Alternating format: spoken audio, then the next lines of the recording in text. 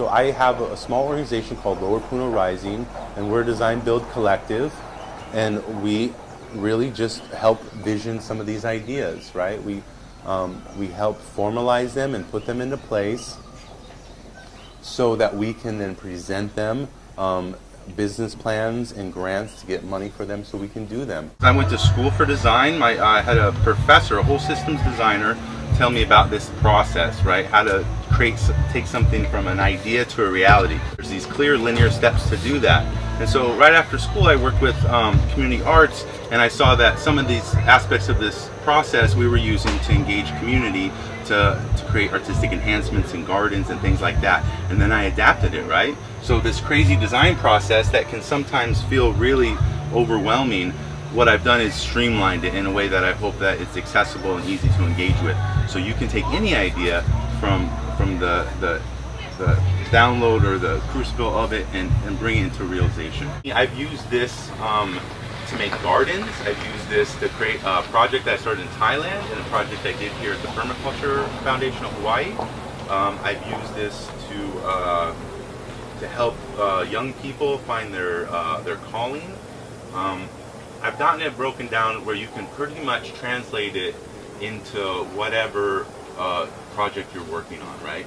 But this could be a garden, this could be a bench shelter, this could be a website, this could be an intern program. This has been a number of these things I just mentioned. Project I did in Thailand, everything I did, we activated with this design process. We're just working towards these goals. Our Kono Hiki is one of our flagship projects. The Community Hive, which we've hosted a 3-month series of community meetings to vision that, is another project that we're working on. Follow along, and I think you're going to get some tools that you can glean from this to utilize in your everyday life. There's a process. There's a way that you can take yourself through that. That's here, 7 steps from ideation to realization. The statement of intention, idea generation, visualization, contextualization, presentation, specification, finalization. So we're going to go into it. Statement of intention. So they say if you want to manifest something, you need a clear intention, right? That's awesome. And that's about as far as that instruction goes from certain groups of people, right? Clear intention is how we, plus direct action is how we make magic happen, right? So people say manifest this, do that, but you can't do any of that unless you have a clear intention. So creating a statement of intention for any project that you have going, taking the time to do a process like this is really helpful. So we're going to start with statement of intention. That is, notice and observe the situation. What's actually happening, free of judgment or opinion. Then identify what you discover to be the situation and list adjectives that describe your finding, your core beliefs, needs, and values as they apply accordingly. So if you have a whiteboard or just some free writing, you can start getting in touch with what your core beliefs are and your core values and what your needs are. And the game is, you're going to take on this character, this like higher self character that knows better. To create a statement of intention. So what we're going to do that is we're going to sort of call on 3 aspects of ourselves. Sort of a higher, sort of a heart-centered, and sort of a root-centered, right? Like, and the root is going to be like what your needs are, your immediate needs. Your heart is going to be kind of like what you would like or what you would love to see. And your higher is like what's important to me. And call in that higher self, right? Call in that your values, and then bring that down into your heart. Like, what do you feel? What are you needing? Bring that down into your core. What is it you want? Let that voice be heard. We don't often listen to it. And we're going to list these things, and we're going to have a whole bunch of adjectives written down.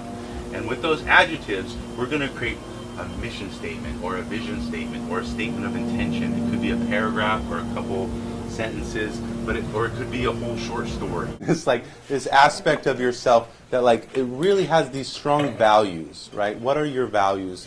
So it's really helpful to just say that. It's important to me that it's this. It's important to me that it's that. And pick up a marker and just start writing. Please write legibly and write and say it out loud. So then what you say may trigger someone else, and that's how we kind of get the collective group mind going, right?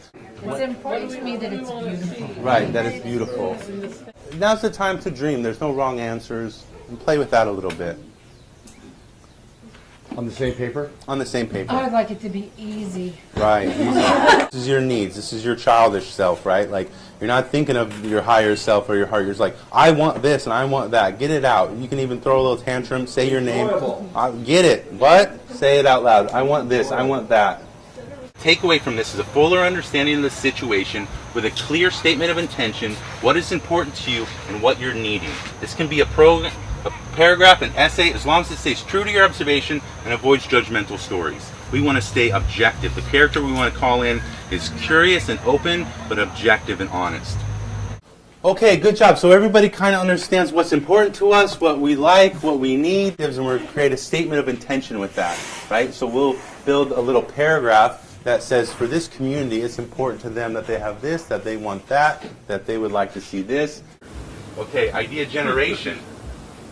Using specific techniques to explore your creative self fully, flush out your inner landscape, and birth the first steps towards your end goal without editing, questioning, or evaluating. This can be very divergent and expansive to allow for new insights to enter. This is playful. Be creative in whatever way works for you. This is the time for that. The adult self will come in later and it'll help you navigate reality. Right now, be playful, right? This is a time to dream. We sit around and we dream together or we do it individually. So ways to do that is come up with ideas. Where do they come from? Bill Mollison said the best design tool is a hammock, right? Be in a flow situation is a good way to do it, right? Let those insights come in. More than not, a good idea is accumulation of lots of others' ideas, lots of other people's ideas, right? We're all influencing each other. So the idea that you can catch ideas, right? They're not yours. They exist in the noosphere and you just need to pluck them out. And sometimes you get little bits at a time, and sometimes big ideas are a lot of little ideas. You can get to those through free writing, journaling, through just letting anything that come out, come out. Use the right side of your brain by using your left hand or your opposite hand, using big colors, right? Like, just play. Get to the end of it. It's not necessarily your idea, it's an idea that you had, and then you want to like express that in its fullness. So some ways to do that is get into your right brain using your left hand or big crayons or your playful self somehow. Journal, free write, just let it out. No editing, go, go, go, go, go. This, I want to do that. And you express yourself with a brainstorm where you just write those things down in a free write. Brainstorm is like a list of ideas where you're just going to go through this. And some people know brainstorming, right? You just list things, or free writing, or mind mapping. And mind mapping is a tool that's been used for thousands of years, and it helps us navigate the interiors of our mind through like pathways and synapses and nodes, and it sort of like takes that complicated structure and lays it out into a visual form. And from that, we're going to branch out with arms or tentacles or things like that. It's sort of a fractal pattern, right? So individually, it's a beautiful tool, but collectively, it's super powerful because now it's sort of like this noosphere, collective brain energy where one person says one thing and that links another person to another thing, and then we're bouncing off of each other. No editing, right? Like just playful, get it out, whatever, Let's do a few more minutes of this and really flesh out what are the parts of that.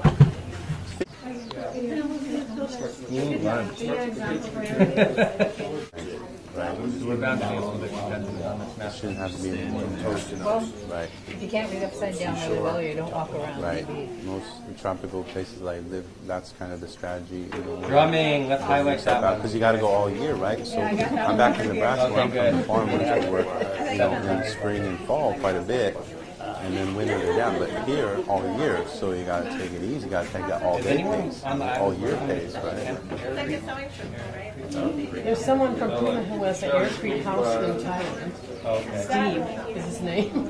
That's all I know about that. Is there one of those guys that did that workshop here? You guys remember that? Yeah, And then what we're going to do is take all these different ideas and we're going to begin to connect them together, right? And we're going to try to navigate our interiors. Just like our brain has nodes and pathways and interconnection, a mind map is a tool that's going to help us take the aspect of our brain and put it into the visual, right?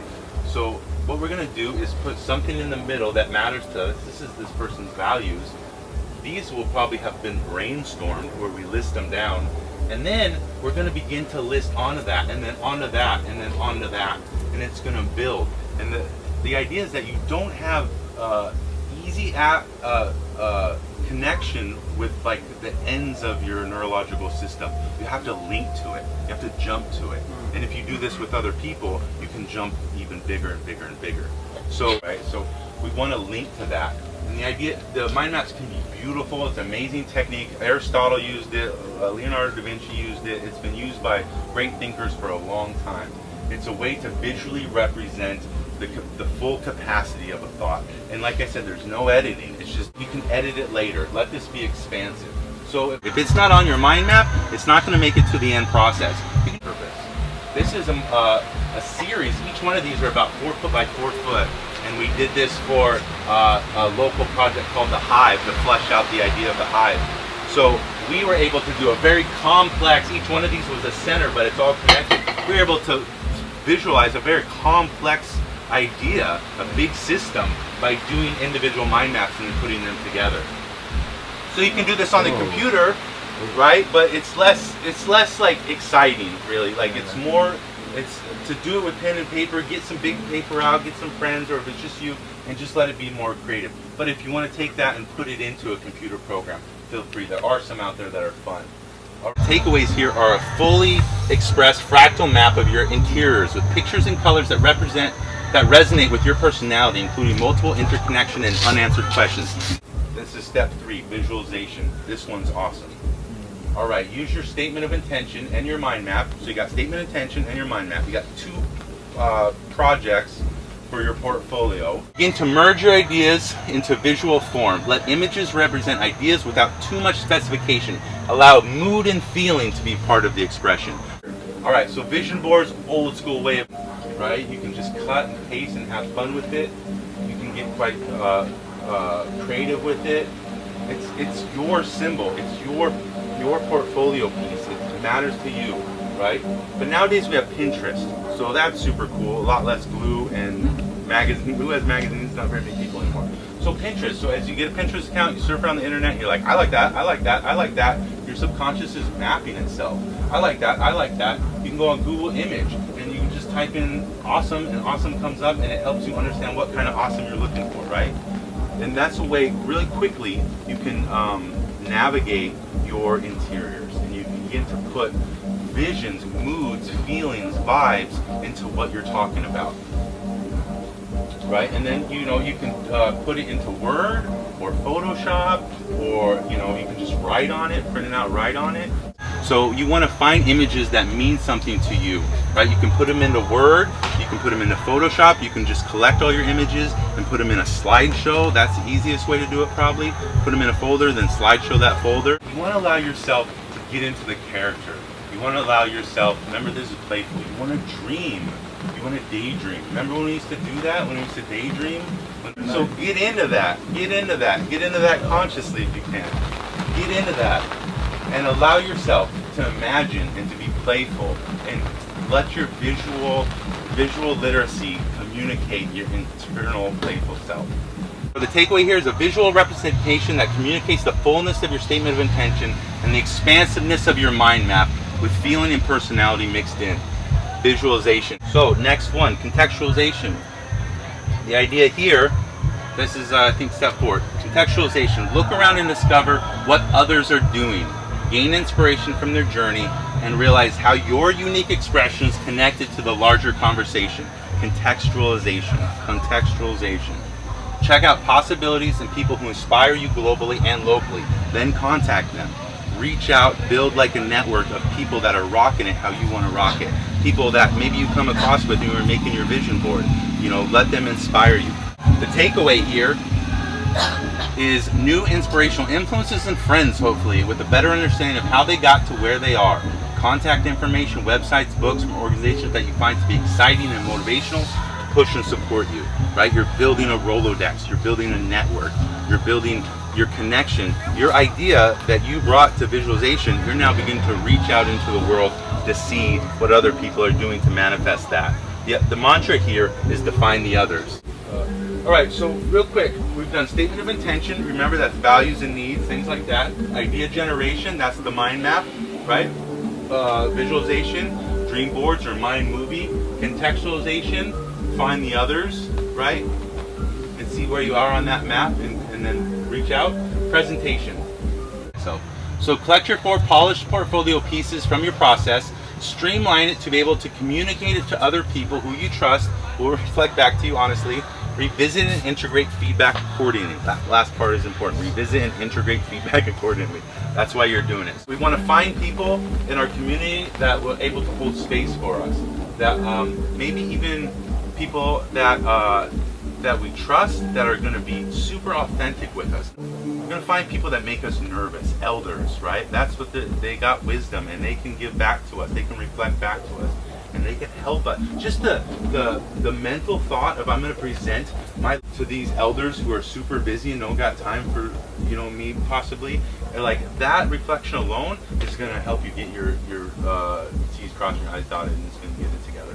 The takeaway here is your complete package of information along with some authentic connections and support systems, hopefully some honest and poignant feedback regarding direction and completion of your project with newly illuminated aspect. Next thing, we're almost there, specification. So time to make some organizational decisions. Use techniques to plan and address each stage of development and set forth an agenda for activating the idea fully. Make set goals if need be. Right, we need to check in with this part of the activation. The dreaming's beautiful. We need to take it, in my opinion, into the next level, and that means we have to be hard on ourselves and we have to set goals. The technique that I want to give you is start with the end. This is reverse engineering or backwards planning.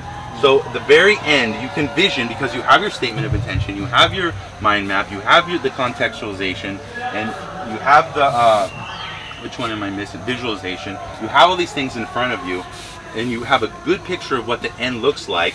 You can visualize that. Maybe you have a mind movie that shows you the end. Now, what happened right before that happened? And what happened right before that happened? And what happened right before that happened? Backwards engineer it to where you are right now. So you engineer it backwards. And by doing that, you get a clear picture of what needs to be done, right? And so now you see we're getting into like your square reality. We're getting into like organizational structuring. You got your planner book out. So planning your project backwards can actually move it forward. So reverse engineering, backwards planning. This is the technique that I want to invite you to call in when it comes to this aspect of the process, which is specification. We're specifying. We're not visioning now. Now the adults here. And now the adult says get to work, right? Your analytical and organizational self, the part of you that shows up and does not let you down. Bring in strong organizational mind to assist if need be, to outsource support, manage the situation accordingly. The last stage is finalization. That comes at the end, obviously. All right, bring it to fruition with regular progress on each stage of the process. Follow your plan until completion. Adjust accordingly, but stay focused and trust your process. Don't diverge too much at this point. You just follow where you started. Keep up motivation. All right, so the character here is strong, committed, diligent, and adjustable if need be. Whatever works for you regarding project management to maintain levels of interest and passion. That part of you that takes pride in following through to completion.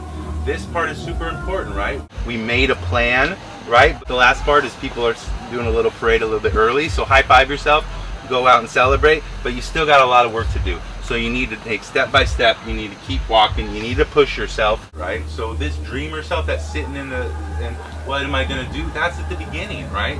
Now it's time to show up for the work every day. It's, one foot in front of another, but sometimes it's guesses, and sometimes it's leaps, and sometimes it's trust. It's not as easy as you may think. You might have to keep pushing yourself and pushing yourself. You might need friends to help you push yourself. So dream it, plan it, work it, make it happen. Step by step, push, push, push. This is the part where you have to show up. You are the one that makes that happen. Some people want it to happen, some people wish it would happen, others make it happen. We're noticing the challenges right now. People are noticing, but we need to bring that into direct action. We need to choose a course of a path, and we need to act on it. And the tools I think I gave you will help you better do that. You have the power to make that happen, and that's really the last bit of that, is just believing that you can do it. We let all the dreamers come. We let everyone have their say in this process, right? So no one should feel left out. We invited in all the different characters, the pantheon of who we are, to show up in this process. Now we need that one character that some of us often don't connect with, and that's the doer. And then at the end, wash, rinse, repeat. Revisit, revamp it whenever necessary. Go back and adjust parts of it. But mostly analysis paralysis gets us. Start where you are, use what you have, and do what you can. Spit, again, my name is Nico. I do Lower Puna Rising here locally, and it's an incubator hub. And what we do is try to take ideas and we try to bring them through this process and bring them into more fruition and then send them out to flourish. There's a number of things we've worked on locally, and if you want to contact me, if personal development or a garden or anything like that, I'd love to help walk you through the process. This is a fun process. This is not meant to be stressful. This is meant to engage you, and these are techniques that you can use in your everyday life. And you know, on these handouts is my website, www.rising.earth. Go to my website, please, and look on there and read some of this information, and email me if you're interested in discussing this further. Also, a small plug for Lower Puna Rising. If you have a project like into fruition or make some movement on, contact me. I'd be happy to share my process with you. I'd be happy to come host some workshops with your group. It's just sometimes nice if you're stuck or stagnant to have a third party come in and help grease the wheels and get things done. Right. The more that we do this, the more that we learn from each other, the stronger we become. Thinking about it as a group, thinking about it as a we rather than a me is the transition that I want to encourage. Okay?